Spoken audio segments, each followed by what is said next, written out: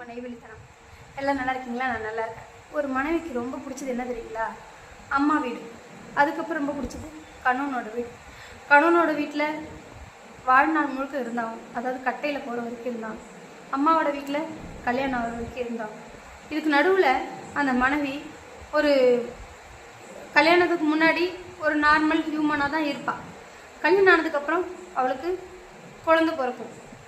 உடல் பருமன் ஆகலாம், உடல் ஒல்லியாகலாம், இல்லை உடல் ரீதியாக நோய்கள் ஏற்படலாம், நிறைய பிரச்சனைகள் உருவாகலாம். அப்போ ஒவ்வொரு தரையும் ஹாஸ்பிட்டலுக்கு ஒரு புருஷன் தான் உதவி செய்யும். ஆனால் அதே புருஷன் எப்போ பார்த்தாலும் நீ ஆத்தோட்டுக்கு போ, உனக்கு நோயாக இருக்குது, உனக்கு உடம்பு சரியில்லை, உனக்கு ஏன் நான் செலவு பண்ணணும், உனக்கு எதுக்கு நான் ஆஸ்பத்திரிக்கு எடுத்துகிட்டு போகணும், உனக்கு எதுக்கு எல்லாத்தையும் நானே பார்க்கணும், என்கிட்டலாம் ஒன்றுமே கிடையாது, நானே ஒரு பிச்சைக்காரன், உன்னை எதுக்கு நான் வச்சுக்கணும், உனக்கு எதுக்கு நல்லது கிட்ட செய்யணும், உனக்கு சோறு மட்டும் தான் 3 வேளை போட முடியும் அப்படின்னு சொல்லி ஒரு புருஷன் சொன்னான்னு வச்சுக்கோங்களேன், அந்த பெண்ணால் உயிர் வாழணுன்ற எண்ணமே அந்த பெண்ணுக்கு இருக்காங்க. அவ்வளோ கொடுமையான அந்த ஒரு வார்த்தை. எதை சொன்னாலும் தாங்கிக்கிறாங்க அந்த பெண்ணால்.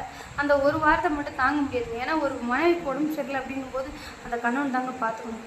அவங்க தான் ஹாஸ்பிட்டலுக்கு கிட்ட போகணும், அவங்க தான் அந்த பொண்ணுக்கு தேவையான எல்லாமே செய்யணும். தாய் வருவாங்க, தகப்பன் வருவாங்க, அவங்க ஆறுதலாக வரலாம், அவங்க காசு பண்ண செலவு பண்ணலாம், வேணான்னு சொல்லலை.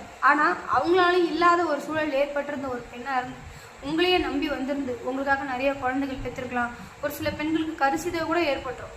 அப்போ உடல் ரீதியாக பாதிச்சிடுவாங்க, நிறைய ரத்தங்கள் வெளியேறிடும்.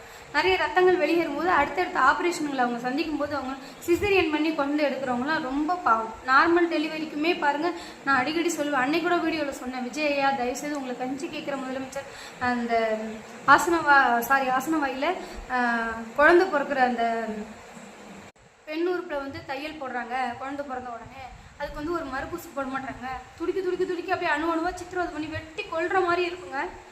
நானே அனுபவிச்சிருக்கேன். என்னுடைய முதல் மகனுக்கு அடுத்தடுத்த குழந்தைங்கள்லாம் சிசரியன் பண்ணி எடுத்திருக்காங்க.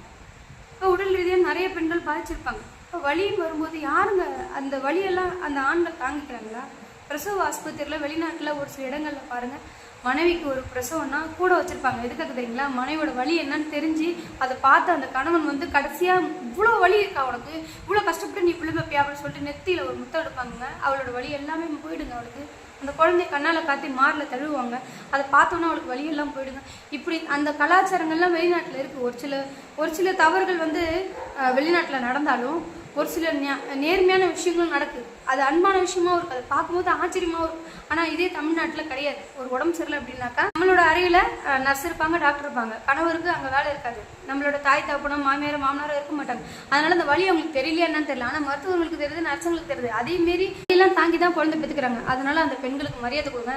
கணவன் ஆகிய நீங்கள் யாராக இருந்தாலும் அவங்க அந்த